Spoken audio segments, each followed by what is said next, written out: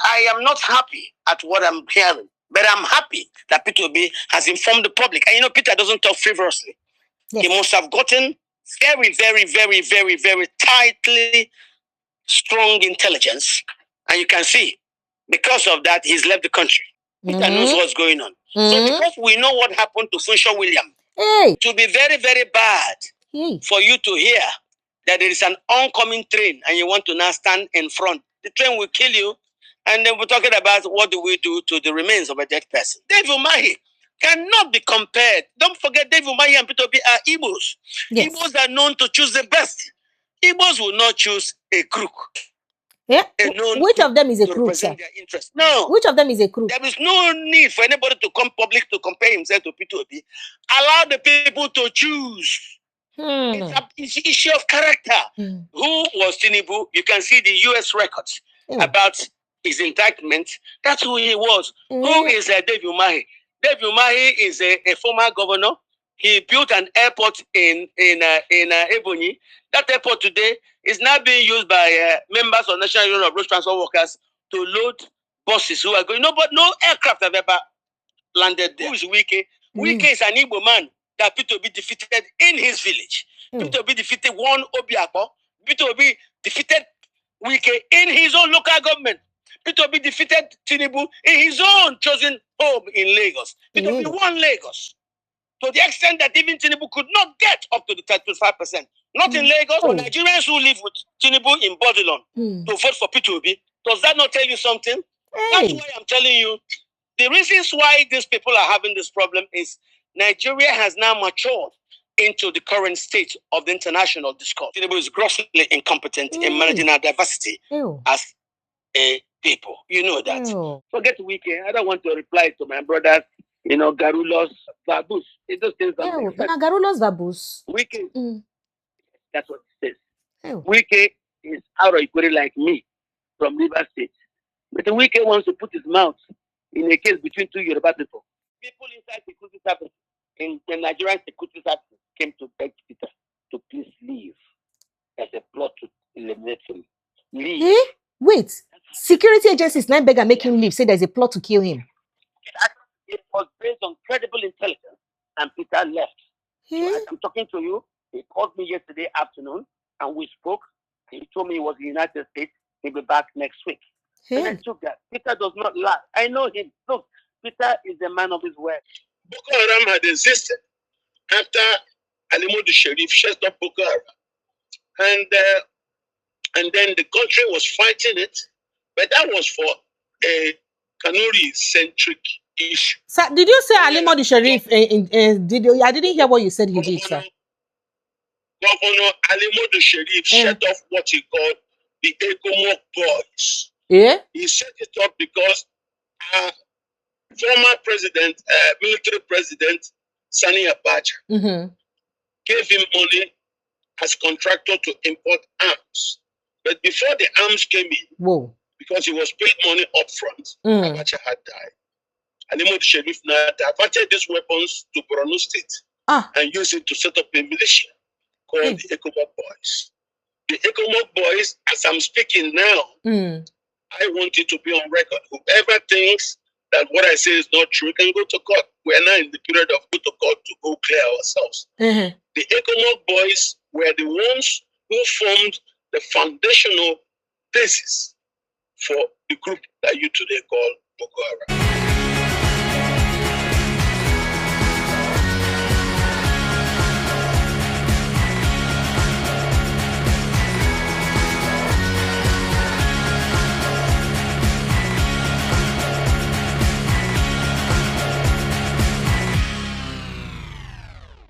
Frontline soldiers who they fight terrorists will they earn 49,000 naira. Now, our defense minister said they don't try so hard and they don't boost and encourage their income to grow up so much to as much as 100,000 naira per month.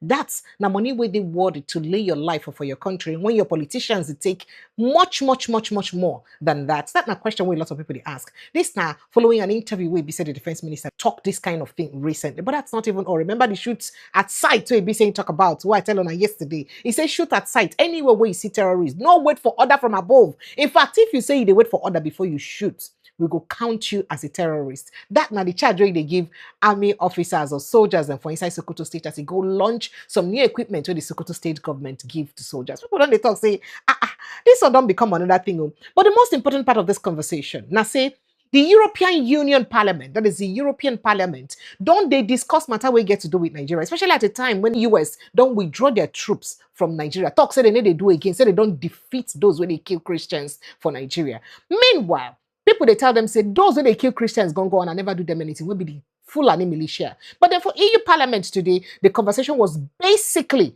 on Fulani militia, where they don't acknowledge as one of the people where they kill Christians then pass. And of course, ISWAP, Boko Haram, and the rest of them. A lot of them debate about and they talk. They made the world not they silent when Christians did that. In fact, they don't classify Nigeria as the toughest and most dangerous place to stay as a Christian for the world. Silenzio. Silence. The world is silent. While in Nigeria, a massacre is taking place. Dozens of Christians massacred every week to general indifference.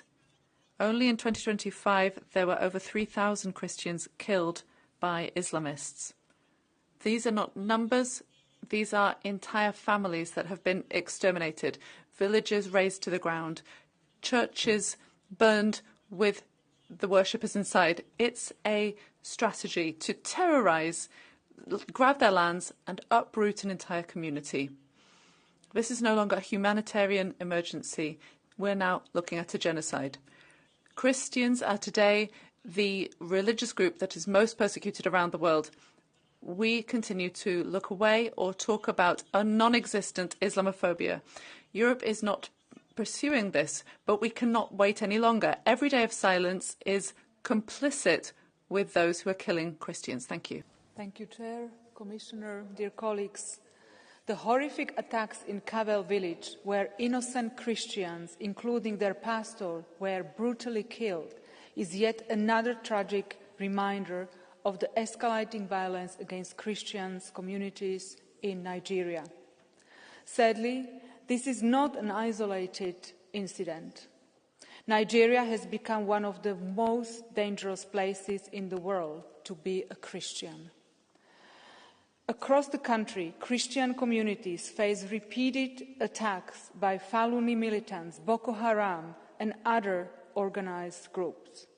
Violence is part of a broader and deeply worrying pattern of persecution. EU must therefore strongly condemn these attacks and press on the Nigerian government to step up its fight against the armed militant groups responsible for this violence. I call on the Commission to give an urgent attention to the worrying situation of Christians in Nigeria and all persecuted religious communities in Nigeria. We had a very fruitful discussion this morning with the newly appointed EU Special Envoy on Religious Freedom, Mairead McGuinness, and I look forward to working with her to help Christian and other religious groups to facing persecution. Thank you very much. We must start talking about one thing: Christianophobia. I know it is not as trending as defending Islam in this chamber, but for once, could we pay attention to what is happening to Christians in Nigeria? In rural villages, believers have been attacked, displaced, and killed by armed extremist actors like Boko Haram and other jihadist militias. It is no coincidence that the persecution of Nigerian Christians is heavily concentrated in the country's northern regions, a region where several states have Muslim majorities and have adopted Sharia law. This House simply cannot look away.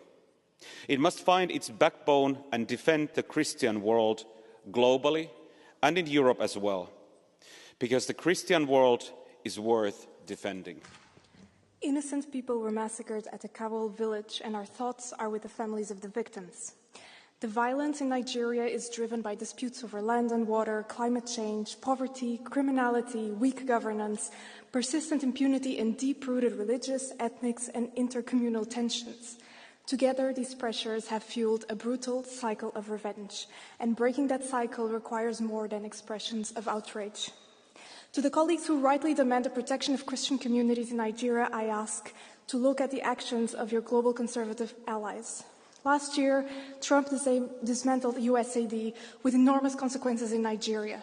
Hundreds of schools in conflict-affected areas were closed. 1/5 of the national healthcare budget was taken away. Imagine the consequences on maternal health and on the fight against HIV.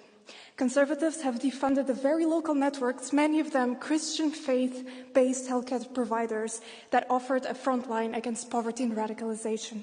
I call on the EU to be a committed partner in supporting humanitarian aid, conflict prevention, justice reform and climate resilience, and on the Nigerian authorities to protect all civilians, and on my colleagues to also make sure that right-wing populism doesn't cut away international aid.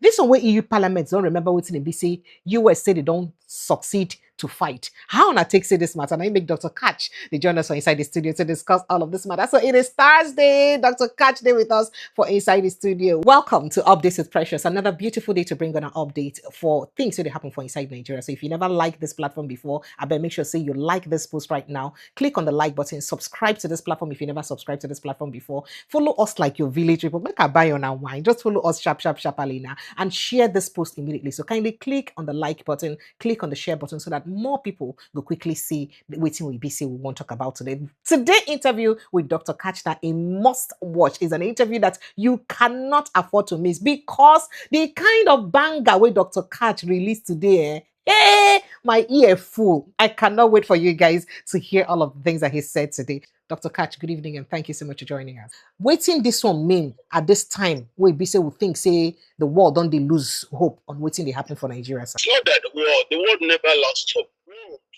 is only waking up to our crisis because we wasted time in crying together to the world. Don't forget, this has been on for more than 10 years.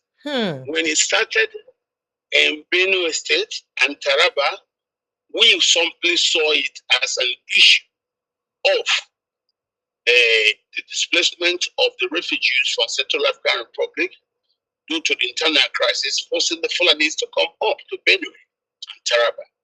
And when Gabriel Soswan as governor did not give land, we knew how they tried to kill him.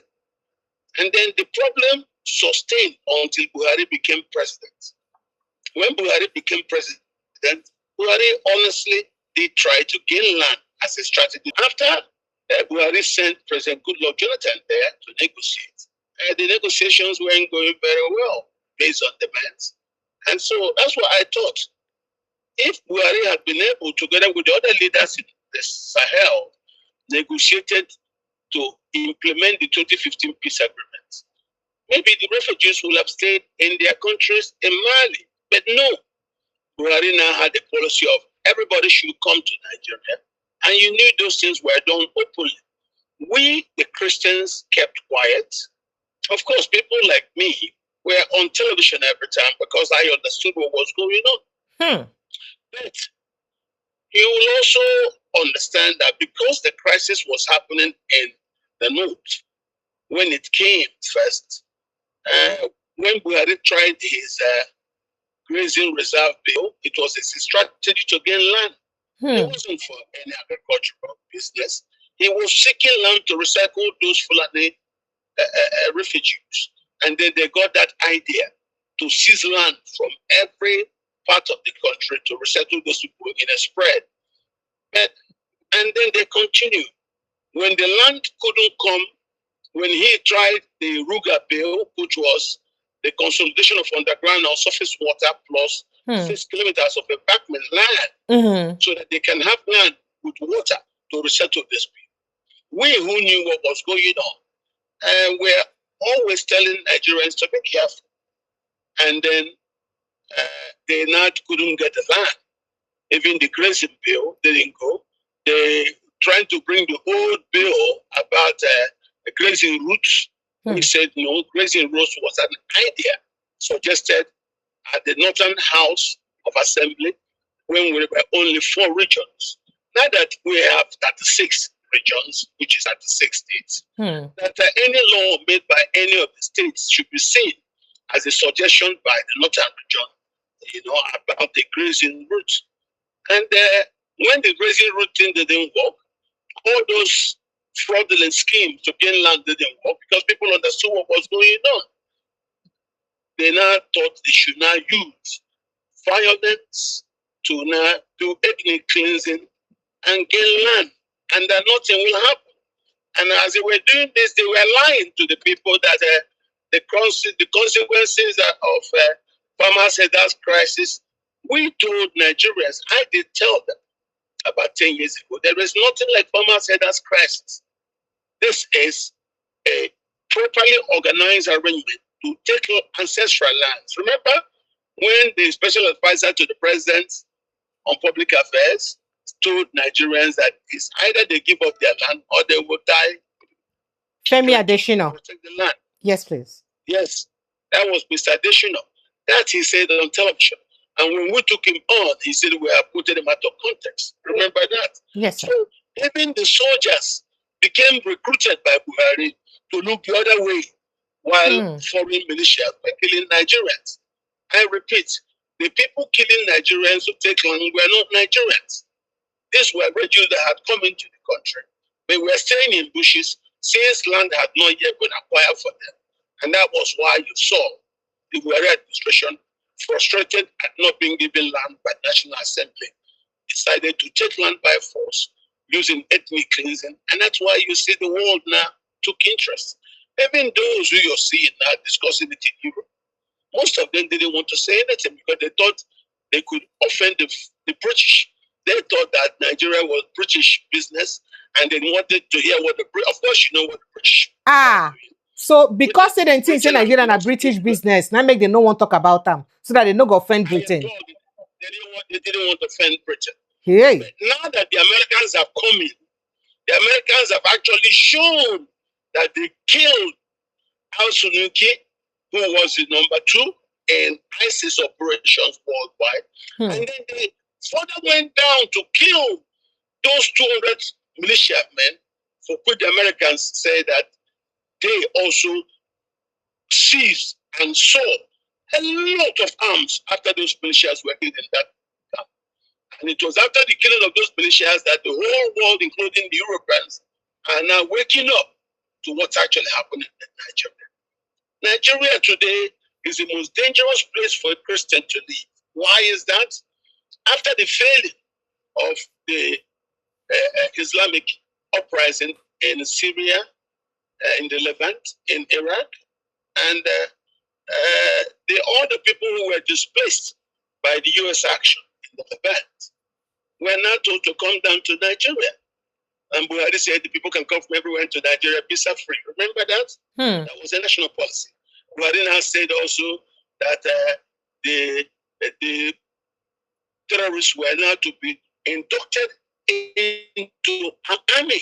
And he started what he called the radicalization program to put in terrorists in the army. It was just a strategy to gradually weed out everybody and give the Muslims an unchallenged dominant majority in the armed forces.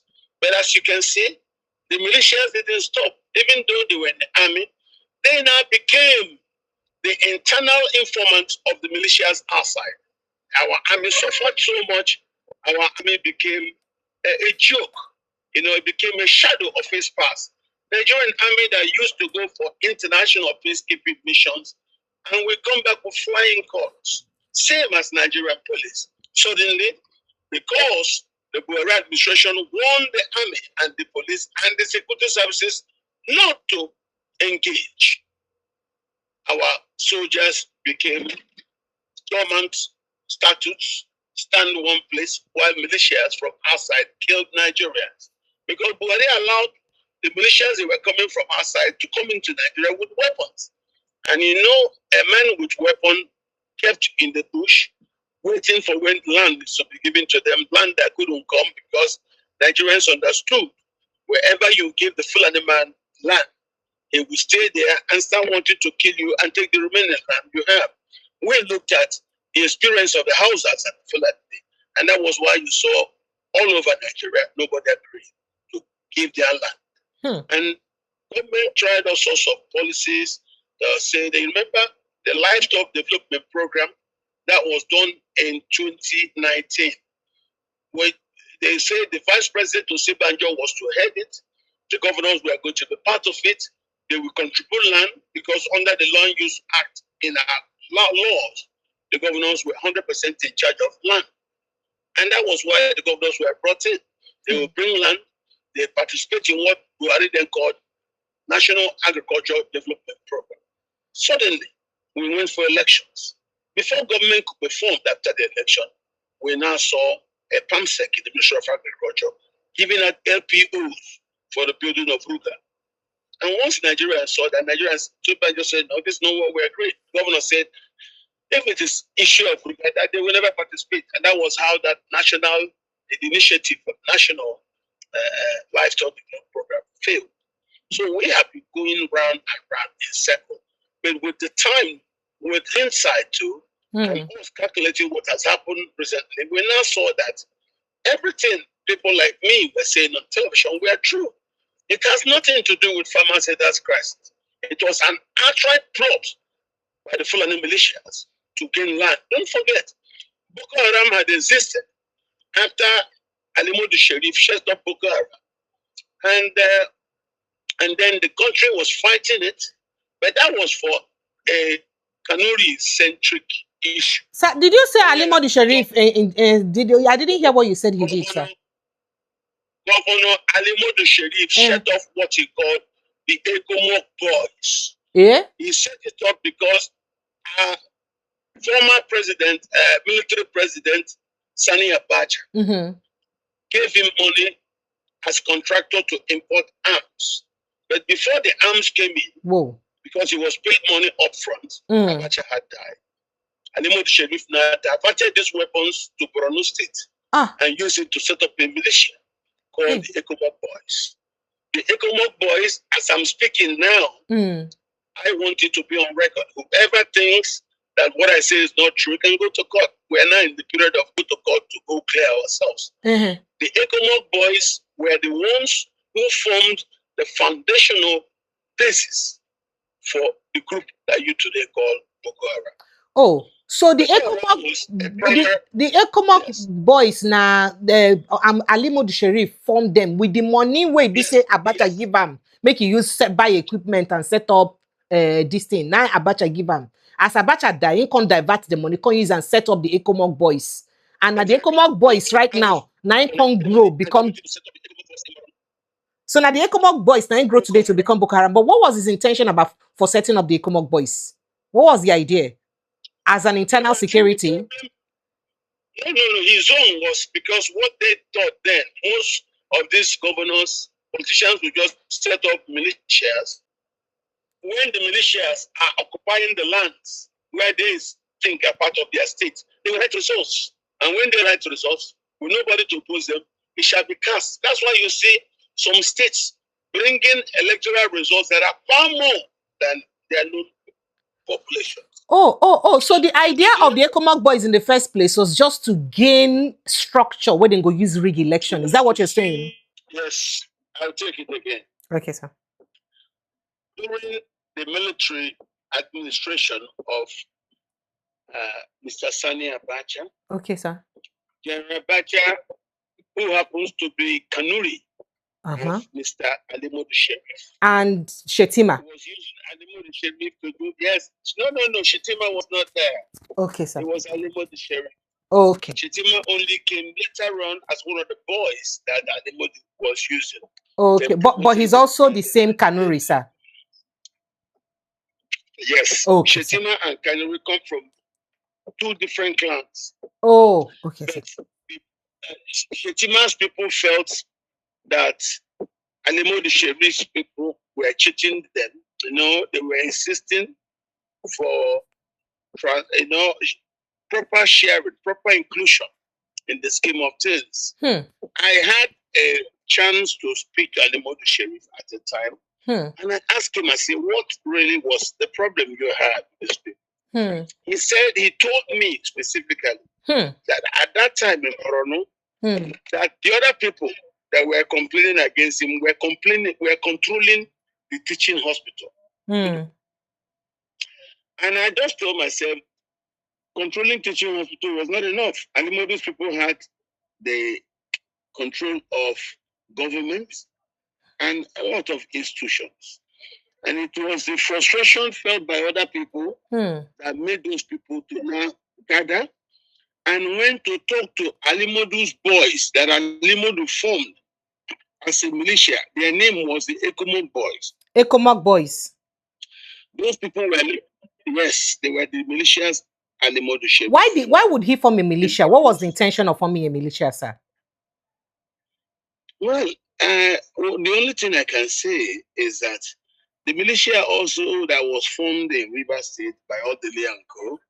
later grew into having the riverine members of the militia complain that the upland members of the River State political structure that the militia supported did not share power, that they believed in the upland riverine dichotomy, which was in effect when the core Ezon were still in River State. So when the Ezon were now moved to Bayelsa, the remnants of the riverine community in Bayelsa, in rivers, were not big enough. So the argument was, you want upland riverine to continue, but there are nobody in riverine. The people have been moved to the Bayelsa State, the new state. And that was how that anger started by the riverine people, and you had the militancy in River State, which later expanded to include zones who were complaining about environmental degradation from exploitation of hydrocarbons that had devastated their place. Because one thing all the oil companies did not do was they did not care about remediation. Remediation is the repairing of the land so damaged. Of course, now because of the environment, because of their oil exploitation. Yes. Exactly. But in the case of Borno, before Alimodu became governor, Malakachala had been governor. And then Alimodu became governor. And then some other of those Kanuri clans were now complaining. And that was how they managed to get the militia boys to say, look, you people are supporting Alimodu Sheriff as Ekomog, but look at, he's not including other people in the governance of Borno. That was how some other people were not able to turn the Ekomog boys against Alimodu Sheriff. That was how he lost control of the Ekomog boys, which he founded, and that's how people like Shetima came now to control. That was why you see every time you hear Alimodu talk in public, he will say it was Shetima and Co that formed the Boko Haram. No. The Boko Haram as a group were already existing by virtue of the force of arms organized by Alimodu Sheriff when he now had the Ekomog boys. It was the Ekomog boys who he was using, and then the preachings that came into it, and when they felt the Gamboru Gala people were not carrying them along, that's when the Ekomog boys were torn against Alimodu Sheriff, and that was the former beginning and foundation of the Boko Haram. So as Boko Haram has operated till today, Boko Haram basically is a Kanuri-based organization. Just like as you now seen the ice swap that we have seen, mostly people by the people of Ibrokene. You have Ibrakutu. Those are the Ibras who live along the snaky Kutu River that takes its streets from Kutum Karfe and then snake through Uke, Zimbabwe, and Abuja. All of that snaky Kutu River that went through Nasarawa, came through Tutu in Nasarawa State, where the Basa were also fighting over land with the Ibrakutu. Ibrakutu does exist in Nasarawa. Ibrakutu are also there to be found in some parts of Abuja. They live along the snaky Kutu. They are not in Kogi State. That is one. The Ibrokene are in Kogi State. Ibrakutu are also in Kogi State, starting from the place you call Kutum Karfe. Okay, the Kutum Karfe seems to be the source of the Kutu River. And these are the people that make up the now ice swap. That's what you're saying? The ice swap you see is majorly people by Ibrakutu people, Ibrokene people. The Boko Haram is majorly people by Kanuris. But and these people were all caring about territories that they were just staying in their areas and campaigning for Islamization of the areas that they control. The Igbo have the Igala to contend, and of course you know what the Igala are.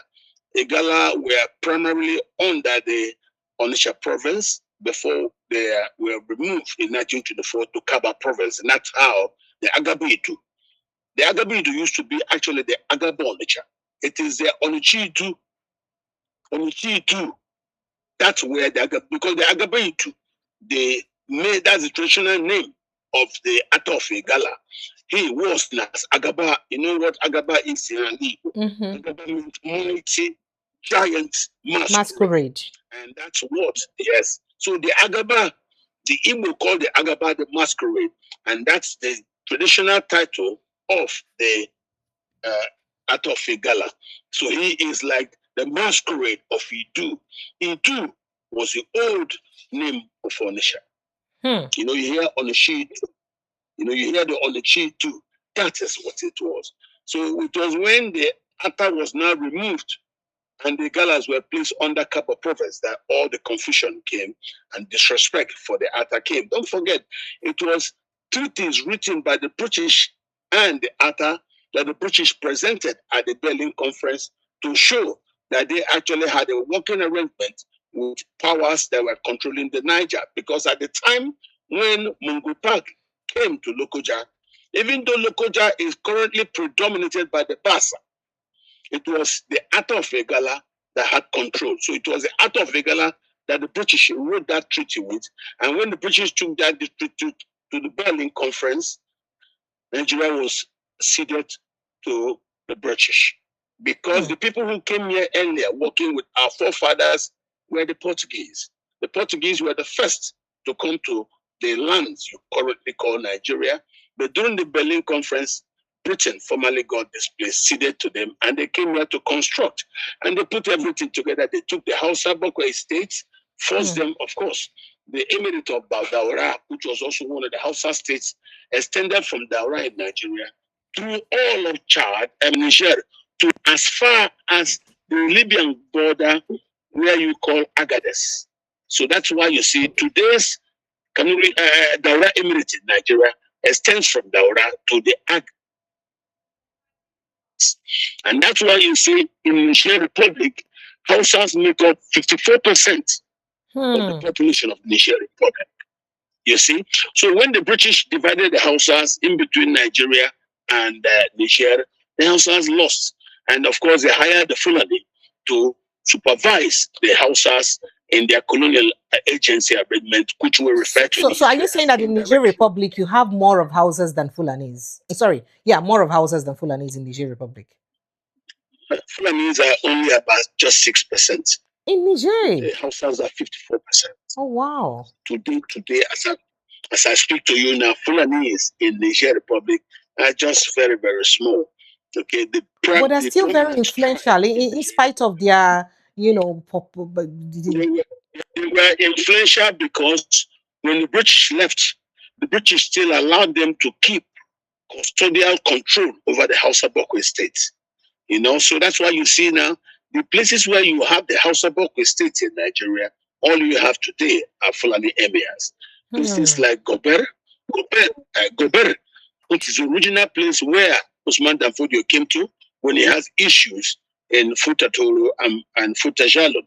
In Futa Jalon, when he went there, he did not gain acceptance from the Susu and the Mandinka. Of course, don't forget, the Mandinka is where Mansa Musa came from. And the Islam you have today in Nigeria came to us from Mali. And Islam came through Mali to Yorubaland, from Yorubaland extended to Kano into Hausa land during the days when Kano was a very prominent place. Remember, the Kano Political held all this. Kano was an important trading route along the Trans-Saharan trading route. Mansa Musa passed through Kano on his way to Mecca, where he was spreading gold everywhere. So the predominant people in Futa Jalon, which is today Senegambia, and of course the Mandinka, and then the Susu, and all of them are there in what you call the Mande nation. And of course, the Fulanis are not indigenous to Africa. They first came to our shores during the Ottoman period. Of course, the Ottomans were defeated in 1914 during the First World War, and that was how the West seized the entire area you today refer to as the Middle East. And of course, Turkey, which was old Persia, became Turkey after the defeat of the Ottomans. And of course, you also then had the land you call the land of Palestine, which was then under the British mandate. The British, after the Balfour Agreement, of course, they now listened to the Russians. So are you saying that the Fulanis are originally from the Middle East? Are you saying that the Fulanis are originally from the Middle East before it was conquered? Did I say what? That the Fulanis are originally from the Middle East. The Fulanis. You said they're not originally Africans, and I'm saying that where are they from? Are they originally from the Middle East? And they came, and the British came to Nigeria before the Fulani. The Portuguese came to Nigeria before the British. So you have to understand that the Portuguese were the first Europeans to come here. The British were the second to come. The Fulani came in 1804. So where the Fulanis, what is their origin? At the time the Fulani came in 1804, the British. What is the origin of the Fulanis? Is it Middle East or still somewhere around Africa, sir? Yes. The Fulanis came from the Levant. The Fulanis came from Syria and Yemen. Okay? Syria and Yemen. Okay. Yes, Syria and Yemen. They came to Africa during the Ottoman period. They first came to the Borno areas, but they were driven away by the Shehu because the Shehu didn't like their militant preachings and spreading of their new Sufism, which is within the Sunni sect.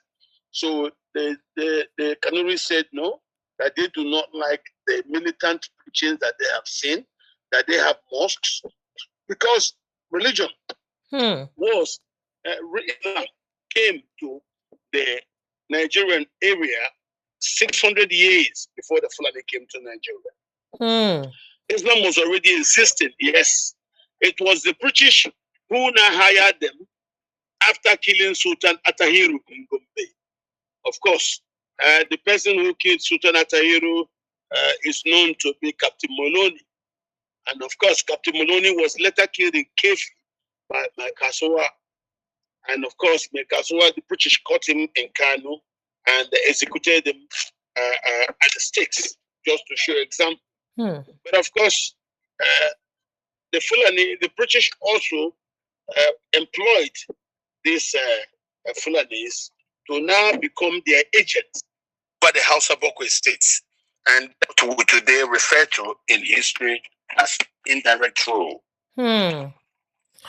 Okay, sir. So you're taking us back to Ali Modu Sharif's situation, sir. So you said that Ali Modu Sharif, yes, sir, started Ali Modu Sharif set up the Ecomoc Boys.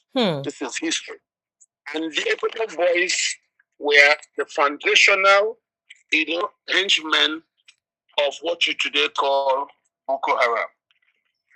Boko Haram was what you would call a Kanuri uprising against the people of Gamburu Gala. Because the other Kanuri clans, you have some Kanuri clans here in Nigeria, you have them in Niger and Chad. Ali Modu Sharif himself does a lot of his business and runarounds in Chad, as I speak to you today. So the time I spoke to Ali Modu Sharif in Abuja, I tried to find out from him, what is this problem with this? And he told me it was all about complaints about inclusion. And of course, that's, I believe, because I looked and I asked Ali, you people controlled everything. What did the other Kanuri clans control? He said that the other people controlled the university teaching hospital, he said. I think the teaching hospital in Maiduguri was not enough. So it was anger of lack of inclusion that now forced Shetima and Co. to now brainwash those Ecomoc boys who now were told that, look, you are supporting this board, man, but look at, they're not including us in governance. That's why I talked about River State.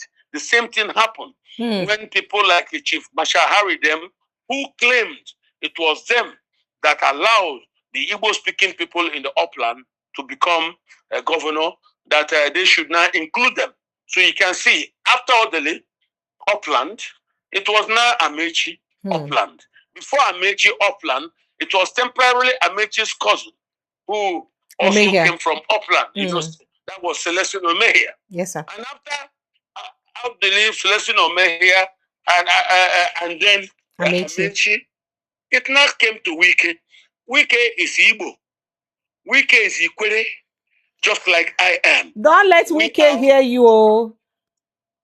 Let me please live about that. Ew. Wike's Garagara does not appreciate who we are.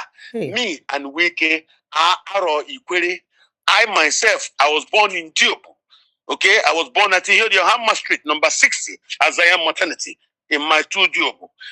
At the time I was born, my uncle, Umelo Ihekwaba, was the mayor of Port Harcourt. Umelo became mayor of Port Harcourt in 1961. And that was why when the British were leaving, and then the Igbos knew there was going to be a House of Chiefs in Enugu, that was how Umelo was begged to become the new chief of Nkwere. Because the people of Ikwere are migrants from Nkwere. The same Nkwere where Jaja, who also came from Umudroha. Jaja came from the neighboring village of Umudroha. His mother is from Umudroha. I mean, that yes, Umudroha. Am I right? No, Umudroha is his father's place in Amibo. His mother is from Umukonofo in Umuchoko. And it was from the Nkwere village of Umunyem that Jaja was caught when he came to meet his mother at Umukonofo in Umuchoke. And he was sold by Nkwere slave traders, and then he ended up in that place. But after Jaja established Opopo with the authorities of the Aro Confederacy, under the Aro Confederacy, you had the EPPO who were second in command to the Aro, even though the EPPO claimed that the original Ubuni Ukpade in Arochukwu was their land, seized by the Abam fighters and given to the Aro people. And that's why you saw, because the EPPO and the Aro were working together, that's why you even saw during the Civil War, after Ojukwu and Igbo man, his next in command was Philip Epson, an EPPO man. The name you hear, Gospel Akpabio answer, Akpabio, is the same as the Igbos answer Okpabe. So Akpabio itself is a dialectic, connotation of the Igbo something Okpabe. And where's Okpabe? Jupuni Okpabe is the Aro long Juju. That's what it is. So the people in the Akwa Ibom say that's how they were also part of the Aro Confederacy, which lasted from 1640 to 1900. All right, sir. They were defeated after the Anglo-Aro Wars. And as I'm telling you, Nigeria has not changed. We know our history.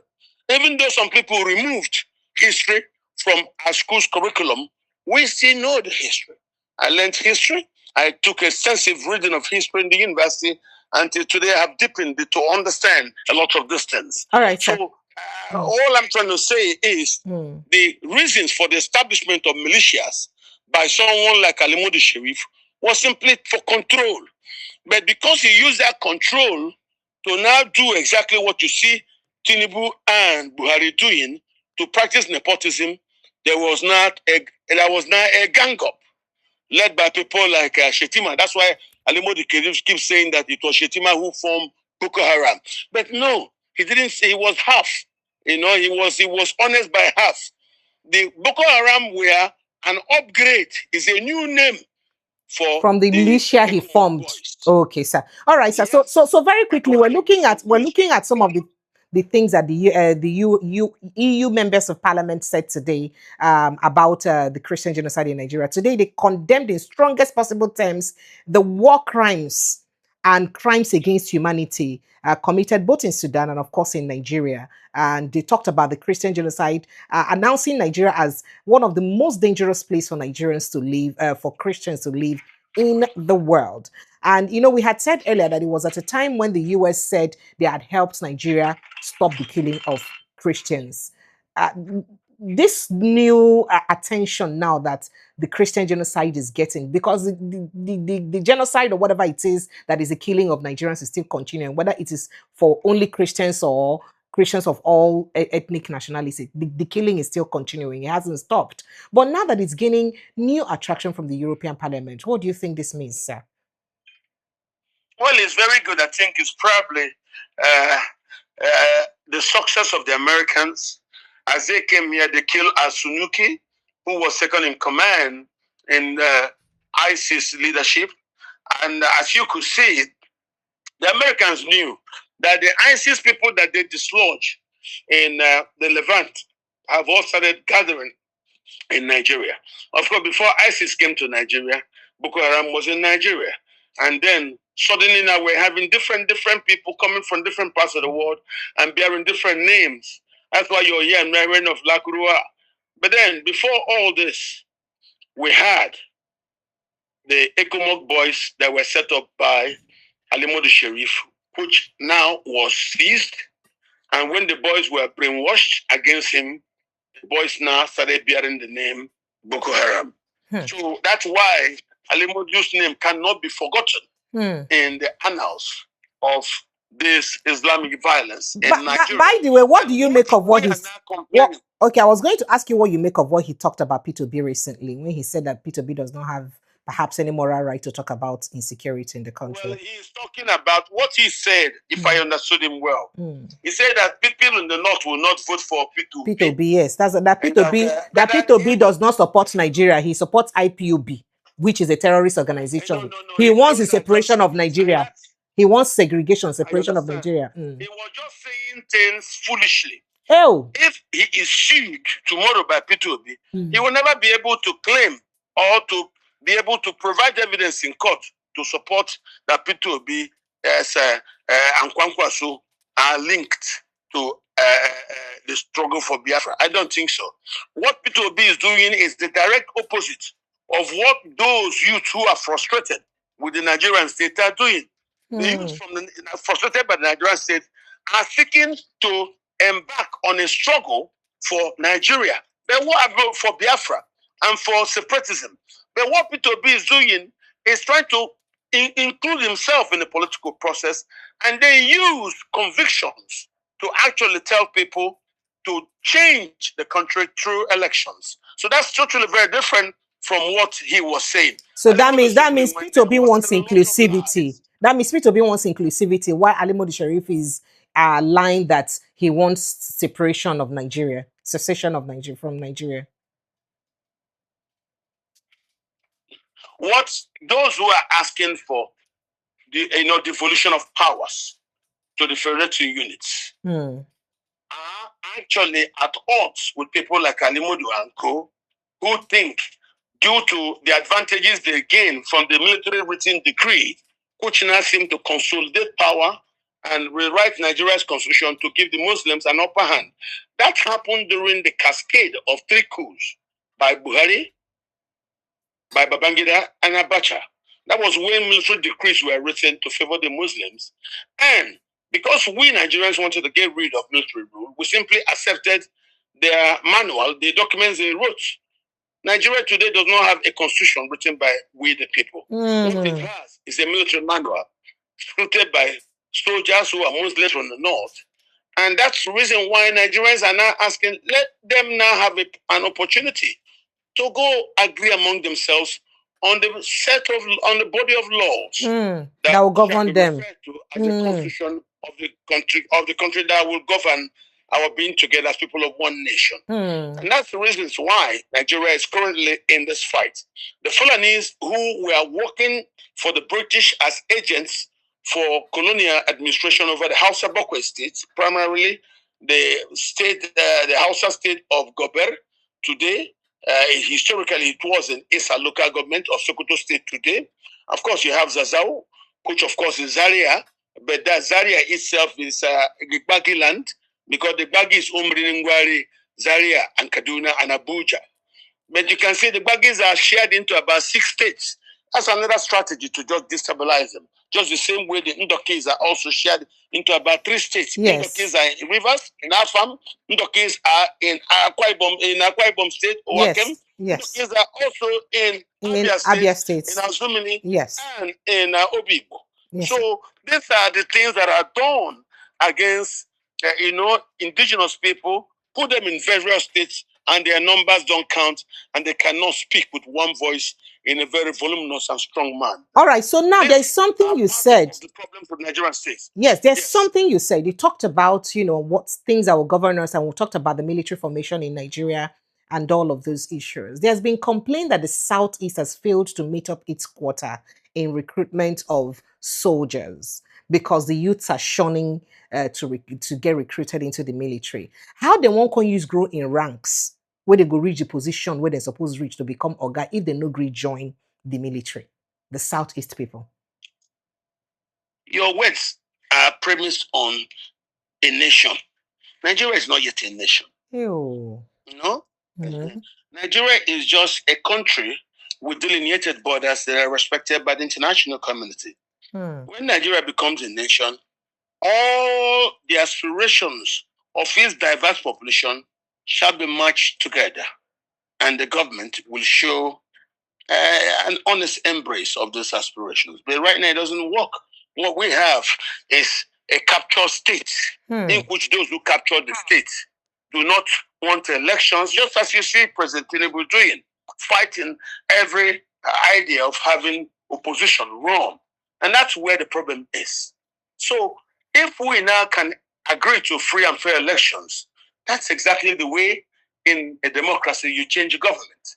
So those who have captured the state, they are insisting that no matter whether you like their style, rulership style or not, that no matter what you vote, it will not happen. It will not be accredited, and that the votes won't count.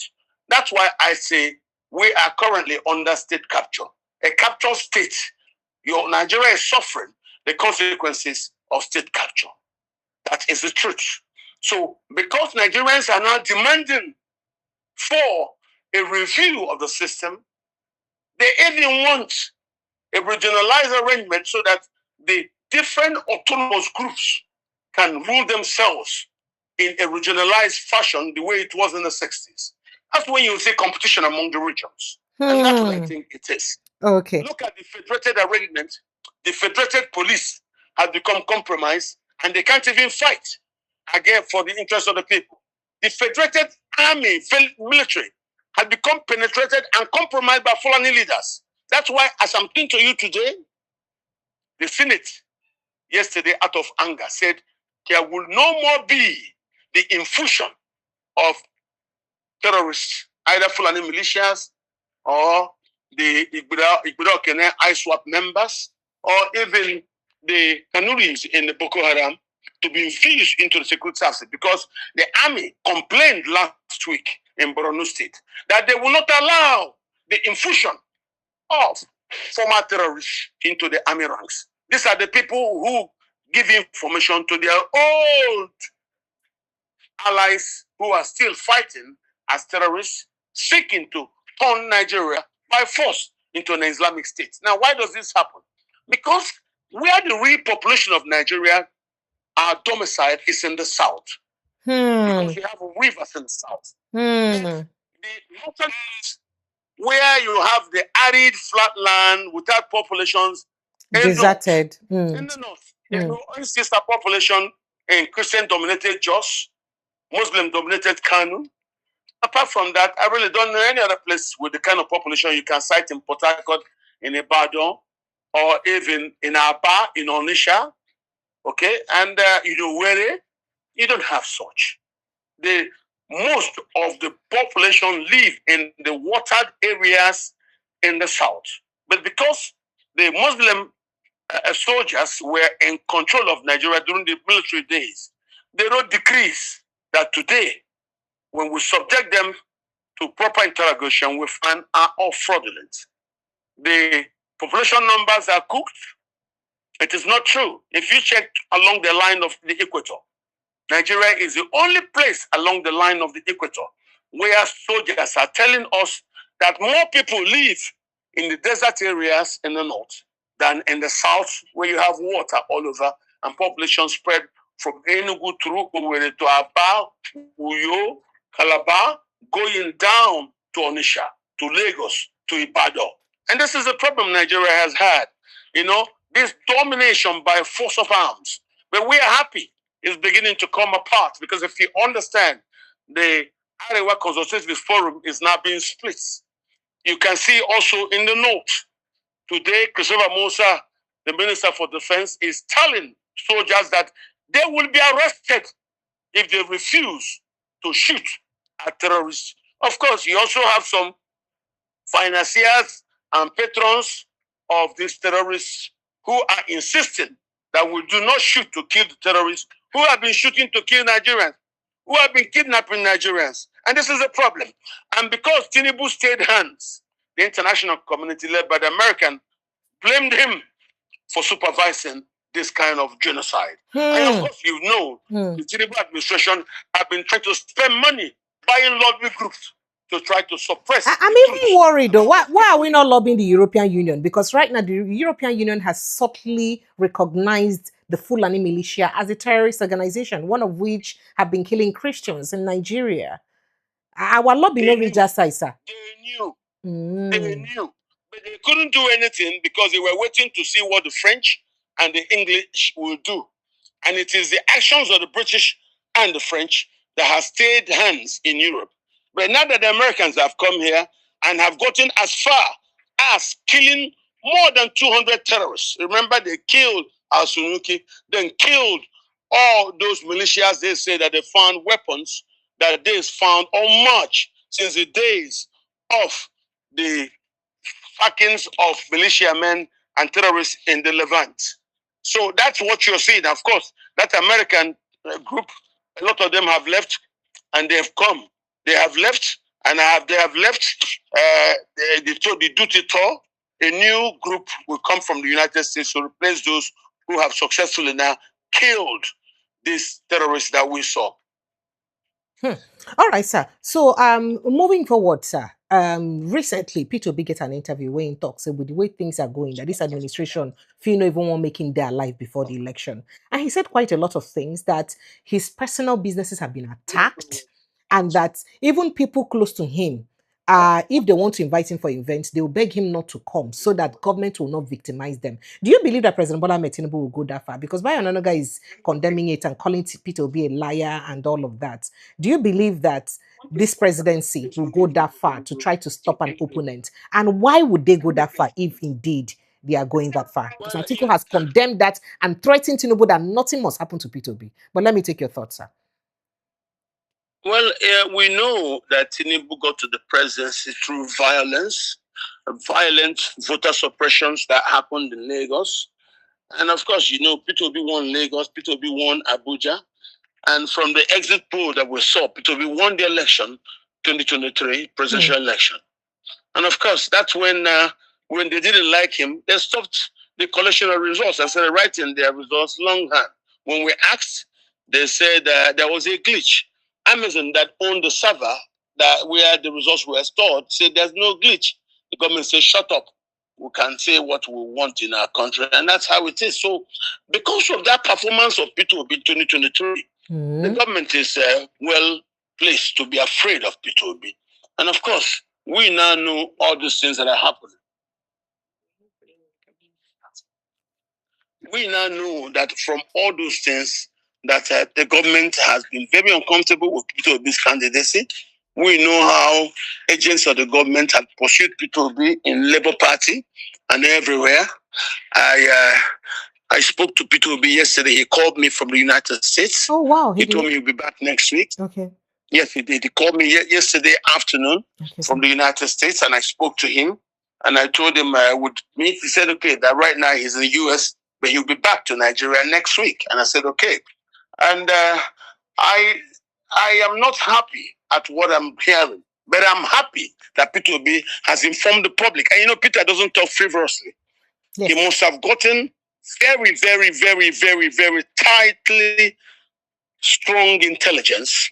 And you can see, because of that, he's left the country. Peter knows what's going on. So because we know what happened to Funsho William in Lagos. And people have been talking about Funsho William, so you think that kind of thing may happen to Peter Obi, sir? It will be very, very bad for you to hear that there is an oncoming train and you want to now stand in front. The train will kill you. And then we're talking about what do we do to the remains of a dead person. So I don't think we want that. P2B seems to be the central figure being used by the youth in Nigeria who desire a new country. Not just the youth, even elderly people like me who also desire a better country. The reasons why we want P2B is because of his character. The other day, Dave Umahi was saying that he can be. Dave Umahi cannot be compared. Don't forget, Dave Umahi and P2B are Igbos. Yes. Igbos are known to choose the best. Igbos will not choose a crook. Yeah. Which of them is a crook, sir? Their interest. No. Which of them is a crook? I am just telling you. I'm not going to point who, but I'm just telling you. Igbos will not choose a known crook. Okay. Against to represent their interest nationally. Okay. So Igbos will choose who they think is the best. So there is no need for anybody to come public to compare himself to P2B. Allow the people to choose. It's an issue of character. If the man tells you, I will give you 20 naira tomorrow, you want to look at these people from their previous behaviors. Who can I trust?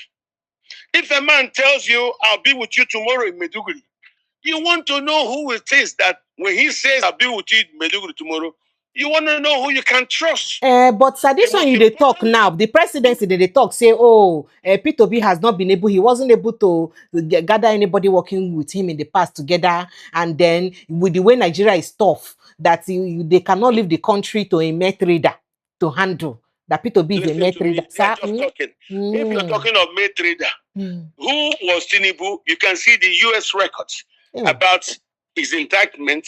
That's who he was. Who is Dave Umahi? Dave Umahi is a former governor. He built an airport in Ebonyi. That airport today is now being used by members of National Union of Road Transport Workers to load buses who are going. But no aircraft have ever landed there. So look at the judgment in such leadership. You need to be known for what you are. No matter what you do, we shall all be remembered for the things we have done. Tinubu improved the IGR of Lagos State when he was governor. Even Wike said something about you heard what Wike said today about him. Wike said P2B that P2B does not have direction. He's everywhere.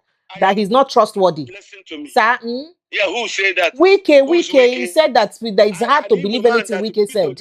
P2B will say. You have to ask yourself, who is Wike? Wike is an Igbo man that P2B defeated in his village. P2B defeated one Obiakpo. P2B defeated Wike in his own local government. P2B defeated Tinubu in his own chosen home in Lagos. P2B won Lagos. To the extent that even Tinubu could not get up to the 35%. Not in Lagos. No. Even for body loan, we hear say even winner for Indomot for body loan. I don't know whether true. God bless you. So Nigerians who live with Tinubu in body loan to vote for P2B, does that not tell you something? That's why I'm telling you. The reasons why these people are having this problem is Nigeria has now matured into the current state of the international discourse. That's why we're being discussed in Europe. We're being discussed in America. We are an important country, potentially stronger than Korea as at the time of our independence. We at the time had the fastest growing economy in the world. At the time of the Obasanjo administration going through to Goodluck administration, we had the fastest growing economy in Africa. What happened since the state had been captured? The country has gone downhill. And then Buhari became president and introduced the jihad. Why it is the jihad Buhari introduced? That's why you cannot compare Buhari to Tinubu.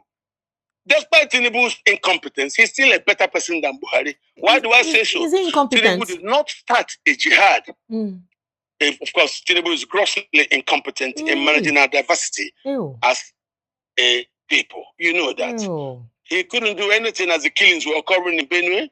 When they asked him, he said intertribal, how can it be community clashes? When the Fulanis who were killing the Benue people doing Allah Akbar, they are. Benue is 98% Christian. You can only just see Muslims who are living as visitors in Makodi. So where is it? How can you go there and you be killing? And why is, I went to Benue to visit some people in a place called Bandekia. And some elders asked me, Oga, why are our people being killed by the Fulani militia? I say that the Fulani militia are interested in your land because you have grass, a special species of elephant grass that the cattle love. And you, of course, you have water in the basins of the Benue River. So the Benue Basin, and the fact that it is rich in agricultural grass, just like you have in Taraba, like you have in the Christian-speaking part of Kaduna, which is southern Kaduna, and of course in Plateau State. And that's why you see the war by the Fulani militia are concentrated in these areas. As at 1970, there was no Fulani man, hardly any Fulani in Plateau State. They were all staying at a place called Tidum Fulani on the Bauchi Toro Road. Peter B said, your Peter B can look for trouble, sir. Recently, in that interview, he said the way we are now having fake ministries, fake agencies, we'll soon have fake ministries, fake governors, and fake presidency. Is that not too much? Will it not be trouble in the fine Jagabambi that so? Well, that is because we as a people are very docile. Oh. Take for instance, today we are all crying of the Fulani crisis. It didn't just happen in one fell swoop. We had information about it. When the Fulani militias were attacking Gabriel Suswan in Benue, what did we do? When we saw them fighting against the Kaka and the Panther in the Mambila Plains, what did we do? In Gembu, nothing. When they started killing people in southern Kaduna, we kept quiet. It didn't happen under Tinubu. It happened during the time of Buhari and Erufai. We saw houses being killed along every Fadama point in places like Basari, Sapana, Tamusa, Tankara, Kwatarakwashi, Bungudu, Sape, Malumfashi, Talata Mapara, and even places as far as Bensada and Malele. What did we do? Even after the Fulanis massacred the houses at Guroyo, what did we do? We all kept quiet because when a corpse is being buried in a far away land, you will think it is a log of wood that is being buried. But now that the Fulani crisis has now moved into Kwara, moved into Oyo, and now to Osun, all of us are screaming. It is because we were relaxed when we saw other people being killed and we didn't do anything. Boko Haram had been with us for a very long time. But the Kanuri Zuru Boko Haram have not come down to fight against the Yorubas in the Oyo Forest Reserve, in the Fulani. They've not gone down to fight against the Kaka and the Panther in Kimbu, in the Fulani who are fighting there. They've not gone down to fight against people in Delta State, causing some people to be killed in Uru, in the Fulani. They are not fighting in Central Mali against the Dogons. It is the Fulani doing that. They are not fighting in Oyo State, as we are currently seeing now, in places like Shaki. No, they are not the people killing Nigerians today in places like Ilesha and Fulani militias. The people Sunday Igboho is fighting and Fulani militia. Why is it them everywhere? This is what you have to ask yourself. So it is good that we are now waking up because, as I told you earlier, insecurity in any part of Nigeria is a threat to security all over Nigeria. Because we were docile, we relaxed. Even some of us got bigoted comments instead of being serious. Look at Davido. Davido is Yoruba. Davido was trying to project the kidnapping of young Yoruba children. Yes. And suddenly, some Yorubas who are paid to shut us down are dragging him. Don't you understand that? People are even trying to tell us not to talk about the killing. Dr. Kacho, do you think that the president was supposed to even call Seyi Makinde? Because Peter B exposed that the president is yet to call Seyi Makinde. I mean, why we can now say that why did Seyi Makinde not call the president? Must the president call him first? How does that kind of thing work? Because Seyi Makinde is not the first person that gets the report. All security agencies report to the presidency. The president is the commander-in-chief.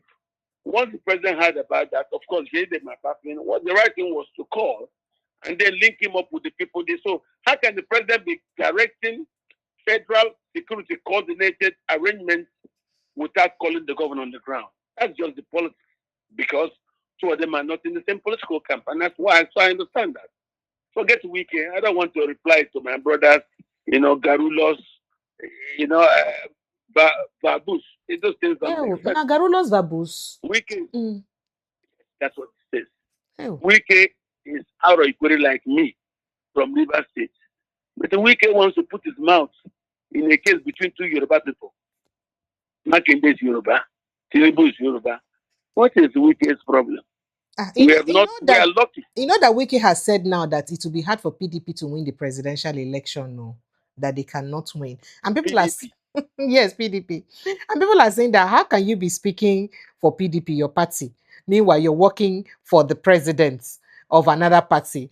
Does it not mean that you actually never wanted your party to even succeed in the first place? So looking at the situation of things the way it is right now in this election, Chido Dinkalo has just stated that there will be a third term of President Bola Ahmed Tinubu. And the reason he said this is because of what the Senate's majority leader, Kwame Bamidele, said, that they want to move a 6-year single tenor bill. And people are saying that once Tinubu wins this election, if he does, that bill will come. And Tinubu will finish his 8 years and then now go for single 6-year tenor. And he said that some senior advocates of Nigeria, will come out and tell you that, oh, the other 8 years he did was abolished through the old law. And that this new law now, Tinubu is entitled to contest. Do you think a thing like that can happen in Nigeria? The answer to that is no. No matter our suspicions, of course. No matter our suspicions. Look, if things like that were possible, somebody like Obasanjo will have had a third term. Somebody like Buhari will have ruled forever. So, needless to say, it doesn't work. Once you are in power, you get blinded by the drunken nature of absolute power, and you start thinking that you can even fly to heaven, with your eyes closed. How? How? What proportion mechanism will get you to heaven? So leave those issues.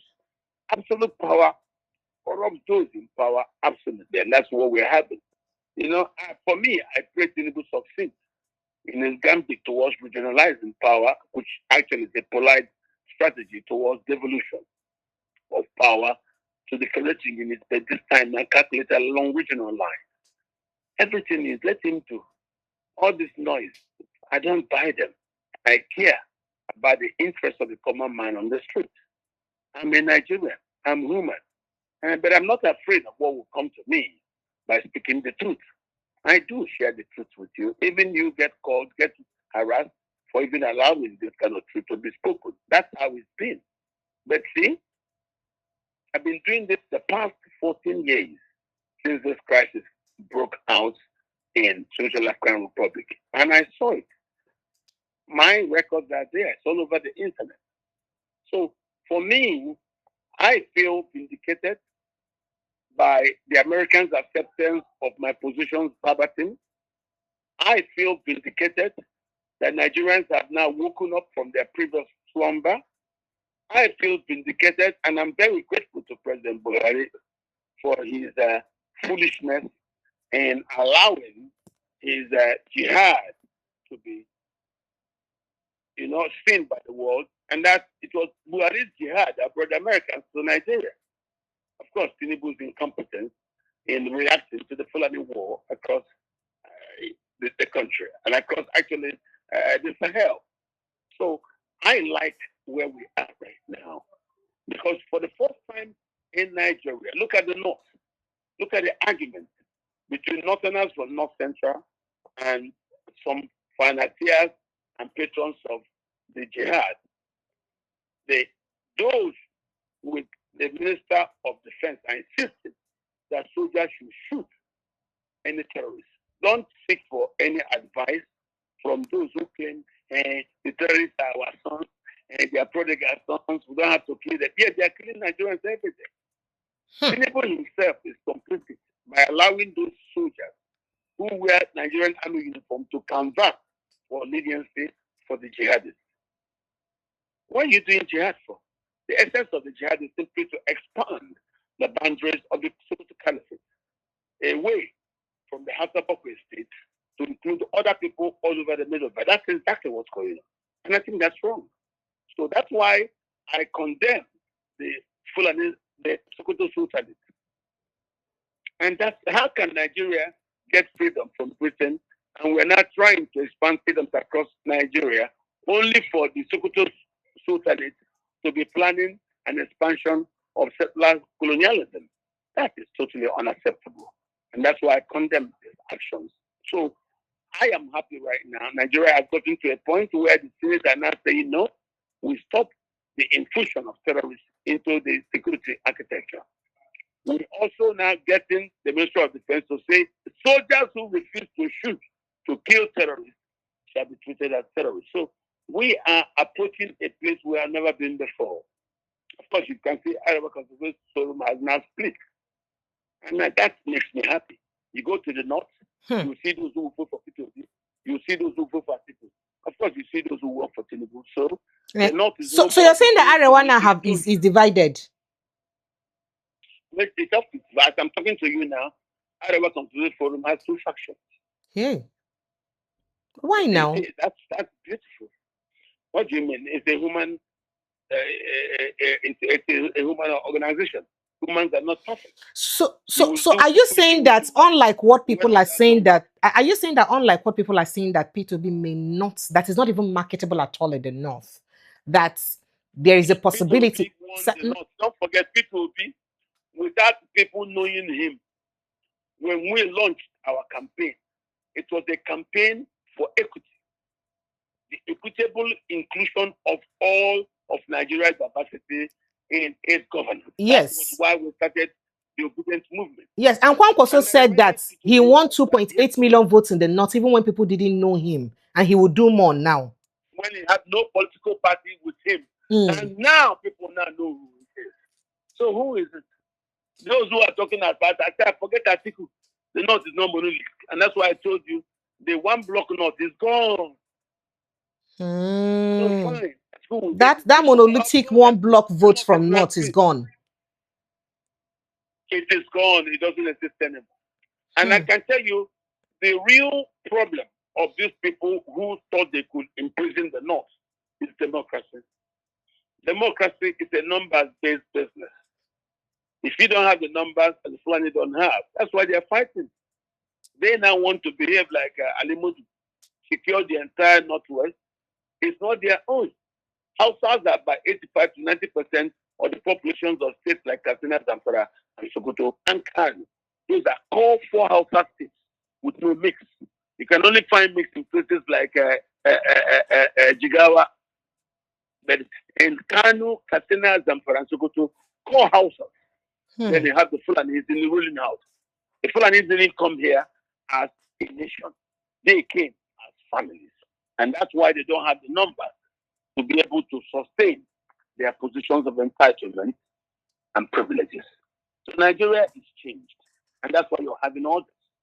So let's keep watching. For me, you see why I keep talking when I tell you I am very optimistic about our tomorrow. You know, there were crises that are good. The current Nigerian crisis is beautiful.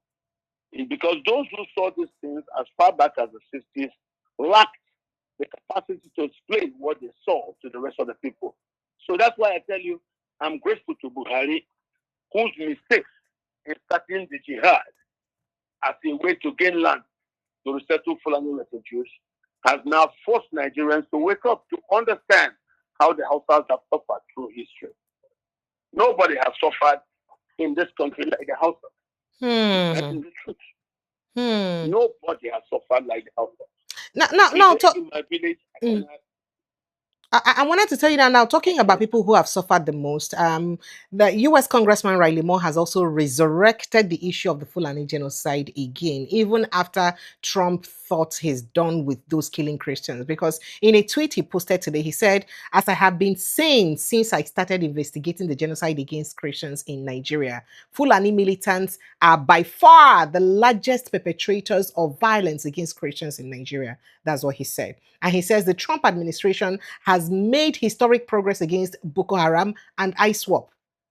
But we must also stop the killing in the Middle Belt at the hands of the Fulani if we want to ensure our brothers and sisters in Christ are safe to live and worship without being murdered. What do you think this new charge means?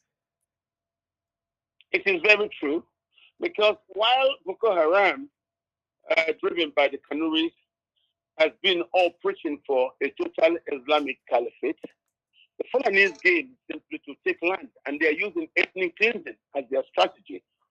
The areas where they are concentrating on are the areas that were historically under the Kwarafa kingdom. And that's where Southern Kaduna, Plateau, Taraba, and of course Benue, who were the last to come and settle here. And all these places are Christian. Benue State is 98% Christian land. So why should Muslims be coming to kill Christians just to take their land? And the government keeps quiet when Christians are headed into IDP camps. So once the government keeps quiet, then the government is complicit. Because the first duty of government is to secure lives and property for the citizens. So when the government sits and sees Fulani militias kill people in Southern Kaduna, kill people in Taraba, kill people in Adamawa, the Newmans, the Bachamas that have been damaged for ages by the Fulani. The Bachamas in Newman, in Adamawa, of course you also have Bachamas in Taraba. And you do have wars against the indigenous people in Taraba by the Fulani militia, indigenous Hausas and Katsina, Zamfara, and Sokoto by Fulani militias. Indigenous people have been attacked in Benue Basin by Fulani militias. What are the Fulani looking for? They are looking for land to resettle. As Buhari sought land to resettle refugees coming in from Central Mali, coming in from Central African property, according to Buhari, coming in from Libya. Buhari said that himself, that militias coming from Libya got guns that were gotten from the warehouses of Gaddafi that were opened after American bombing that removed Muammar Gaddafi as leader of Libya. And the Fulanis were all asked to come to Nigeria. And as they came, they are not doing the Boko Haram Islamic fundamentalism of the Kanuris. No, they are to look for land and take over Nigeria. Probably their success over the Hausas tells them that they can repeat the same success over the rest of Nigeria. Because Nigeria diversity is heavy, they now meet opposition from the TV in Benue. They meet opposition from the Bureau in Jos. They meet opposition from Taruk, which were where they actually started this earlier under Goodluck. We are there fighting in the plateau highlands of Lankang. The Taruk people dislodged them. They now went to Gembu. Of course, it didn't work. And Buhari followed that up in his appointment by sacking Dambazau for him not being able to do the work of keeping the Fulanis in Gembu. They left Gembu and went to Cross River State after Governor Ayade joined APC. So we have problems. The problems are real. And that's why I commend the Senate for introducing the state police bill. The state police bill will allow indigenous people to get guns. Forget those politicians who think that governors will not. Whether governors do anything, the important thing is that indigenous people across Nigeria will now be armed. Since the federal police has failed and the federal army has failed, fully compromised and undermined by Buhari, Tinubu doesn't have the time and the know-how to rebuild it. So the right thing to do, discard the army, discard the police, set up a brand new security architecture handled by indigenous people called state police. Okay, so all right. Thank you so much. So, with this whole thing about the EU Parliament raising this issue again, and then Riley Moore, remember saying get bill, we be say it never still finish up, we go tackle the issue of this Fulani headsmen and all that. Do you think this, do you see this affecting our elections in any way? Especially, so there's a big get EU envoys, them come monitor our elections. Do you think this will affect anything in 2027 elections, sir? No. Okay, sir. Anything that will help an election is the suddenly increased view and interest of the international community in Nigeria. That's a very good thing for Nigeria. Okay. As the international community, as you are saying, the Europeans now being the new entrants, everybody is focused on Nigeria. We will resolve the issue. Nigerians do not seek to dominate anybody. They want to live and let live. We don't know how to stop the Fulani militia that the government has now succumbed to. Ask yourself, what was the government of Nigeria under Buhari and now Tinubu unable to protect lives and property in Nigeria? Because in the APC administration, a lot of Fulani leaders penetrated them, and we are running the game. So what happened when Obasanjo was saying that drones is the reason why the army can now reach places the army couldn't reach during his administration. And once that Fulani Minister of Defense said no, he was removed. And then a Christian who had been a victim of the Fulani militia killings was now made Minister for Defense. And that now made him to change the old policy of do not. There was even a second order yesterday that he was given. He said anybody that does not, any soldier, if deployed, does not kill terrorists without order, that soldier will be treated as a terrorist. This one can't be like saying a new marching order. People can't they say, Oga Christopher, this one a new one. No. Why you can't they take a personal like this? It is a struggle. There is a war right now. The Fulani leaders and patrons and financiers who had Tinubu's ear have come back to Tinubu to put pressure on Tinubu. And probably because of that, some people in the security services also want to hold hands. They want to stay hands, as hands were being stayed by soldiers under Buhari's administration. And that's why he's telling them that any soldier who stays hands will be treated as a terrorist. When you are confronted by clear and present danger, you are a saboteur. You are trained and given guns to use it to protect yourself, protect lives and properties that belong to Nigerians, not to stay hands and pretend like the Fulani militias were invisible. So I am happy that you can see what I was telling you last year, all true. Today, that's exactly what the Europeans are doing. That's exactly what the Americans are doing. They are being specific. I was specific during the public hearing where I told those questioning me that it is the Fulani militias that are committing the ethnic cleansing. That is the truth. Because they plan to resettle Fulanis and probably turn Nigeria into a Fulani-dominated country. That's why Buhari said, you remember what Bala Mohammed said? Bala Mohammed is not doing Fulani, he's Jarawa. Because he wanted to reshape himself towards Fulani leaders, he was even funding the Fulani militias in Nasarawa, who were primarily doing a game of taking over Benue State. Why? Because Benue State has water, Benue State has grass. And that's all. Today, as I'm talking to you today, Abdullahi Bello Bodejo was committed to prison by courts. Today. So, yes, and why is the government suddenly going hard on funders and leaders of terrorism? Because of the international community putting pressure. So that means this one, what international community to do, they help us because they put pressure on the government to do the needful. Exactly, put pressure on the government who normally will have just been docile. And that's why I told you earlier, our docility is the problem. It's not the Fulani. They don't have the numbers to have overrun the state. So now we actually make them they do what they do because they come since. That is all. Our docility is the reason why the Fulani militias seem like they're invisible. They are not invisible.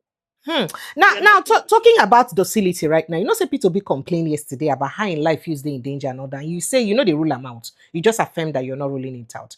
But I did tell you that the presidency, while reacting to that, called P2B a liar, you know, made it look like he was making things up and he's a liar. Now, Kwankoso don't use annoyance, attack the presidency over. In fact, he say, now, wow. He say, Mekakota, he say, like every Nigerian, our presidential candidates and all of us deserve the full protection of the state, not ridicule for raising legitimate concerns. That's what Kwankoso talk. Say, instead of una to pay attention to waiting in talk, una they mock up, they dismiss in claim, they make, you know, incredible calls for help. They make and look like, say, in be joke. they already call them, say that kind of thing, waiting government we show concern supposed to. But of course, you know that response from Bayo Nanoga. I don't want to read all the things he said in that response. And it did like say this one are the modus operandi of the government's official, especially President Bola Ahmed Tinubu administration. Anytime we be say, especially Peter Obi raise an issue. I'm not sure say they insult Atiku Abubakar the way they insult Peter Obi. Why this attack, constant attack? And first of all, if you said that it is likely true that what Peter Obi said is true, the concerns he raised may be true, then why maligning his personality in that manner in the response that they are giving? People inside security service, in the Nigerian security service, came to beg Peter to please leave. There's a plot to eliminate him. Leave. Eh? Wait, security agencies now beg and make him leave, say there's a plot to kill him. It was based on credible intelligence, and Peter left. So as I'm talking to you, he called me yesterday afternoon, and we spoke. He told me he was in the United States. He'll be back next week. And I took that. Peter does not lie. I know him. Look, Peter is a man of his word. And I've worked with a lot of politicians. I've worked with President Goodluck. I've worked with President Yar'Adua. I've worked with President Obasanjo. I've worked with several people at the very highest echelon of political governance. And I know these people. That's why when they were telling you about Governor Dixon, I told you he's a character I can take to the bank. Gibson is also affected. Gibson is a foundational member of the Zone National Congress. Okay, I knew him then, him and Governor Doye. Doye Diri was also a foundation member of the Zone National Congress. I knew these people in the struggle. So, I know these people well. So why is the government resulting to why is the government through its spokesperson Bayo Nanoga resulting to insult and maligning the character of P2B with the kind of words they respond with? The government are very afraid. Whatever humanity is afraid of, humanity will do anything against that thing. That's like, we are afraid of snakes, and we don't trust snakes. We would rather kill the snake than even let it walk past. That's who we are. But P2B, because of P2B's proven prowess in the last election, the government is correct to fear him. But the actions that they now used to follow is what I do not agree with. Okay? The government is very, very, very correct to be very afraid of P2B. P2B today is the most popular Nigerian, is the most popular politician today in our country. So, of course, that's enough for government to fear him. He defeated all the candidates in Lagos, defeated everybody in Abuja, and of course he won the election. Never mind what the government did. What brought trouble between El-Rufai them, who did a lot of the annulling and then selling the president to Tinubu, is because Tinubu refused to include them in governance. He said, "You did not give me the presidency. No, as a man you trust to be a member of a party, you sold it to me. I bought the power with my money. So I'm not going to include you in governance." And that's what brought fight. He said it publicly that he got the presidency he bought it with his money. Of course, that's the truth. Because at the time when they now annulled the election and we asked what's the problem, they say there's a glitch. Amazon Web Services said there's no glitch. It's a shut up, that's a glitch. It was government that switched off the server. That's the truth. And then they wrote something by longhand and then announced it as they go to court. Remember, this is now said, when they tell you go to court, of course, his brother is the judge. So when they tell you go to court, wow. He has the judge in his pocket. So are you trying to say that now only APC they know what they see for inside the results for INEC when make them they treat people to be the way they treat them? That's the result that is threatening them. Hey, what they know, it is the truth they know about the results that is making them want to attack P2B. Hey. So when P2B now saw that inspiration, P2B has left. Yes. It has very credible intelligence. What the government might do now is to say, your source of intelligence is wrong. Your source of intelligence is not true. Whatever told you that you say that they could kill you, it's not. That is no problem. There's nothing wrong with a denier. Deniers that even a guilty person, when he goes to court, he denies everything, and then they start, packing evidences, and then the court hears it, the jury hears it, and he gets convicted. So leave those things alone. We know who we know. We know who is who. We are no more in the days of the blind days. Soldiers are not in power, so we're not going to be afraid to speak. And that's why I'm talking to you now. A lot of the things I'm speaking to you publicly, a lot of people don't like it. Under the military rule, won't say this is a democracy. I will say, if you don't like it, no problem. Let them go to court. You come there and do it. Thank you. Thank you. Thank you so much. Thank you. Public speaking is an art form. And I'm an artist. And I understand public speaking. And that's why you see, I speak with the truth as my weapon. That's why you cannot wrong the things I say. Yes, you might be offended that I'm bringing to the public space. But we need to feed the public with the truth so that it can make well-informed decisions. And that's all I care about. Thank you. I like Tinubu. I pray that Tinubu succeeds. Okay? Amen.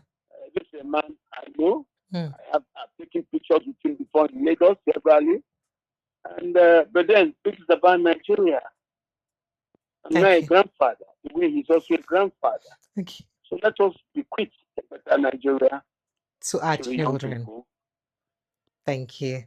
Thank you. Thank you so much, Dr. Kachi. You know, it's always a pleasure to be with you and to discuss issues about Nigeria with you. Hopefully next week we will see you from inside the studio once we resolve all the issues. But I appreciate you for making out time to sit down with us, talk. And I know, say, our audience no go feel wait to ask you all the questions. No, what I go to forward the questions to you once they bring them on. Thank you so much. So I appreciate you big time. Thank you very much for having me. Thank you. It's always a pleasure to be with you, sir. God bless you. Good night and God bless you. Thank you, sir. All right, Nigerians, you don't hear all of the things ABC Dr. Catch talk today. Don't forget to like, share, subscribe to this platform. Follow us like a village people because this interview, it's a banger. It's something that you don't have to miss at all. Subscribe, like, share, and of course, make sure that as many people as possible see this interview. Thank you so much for joining us. I'll see you later on. Bye.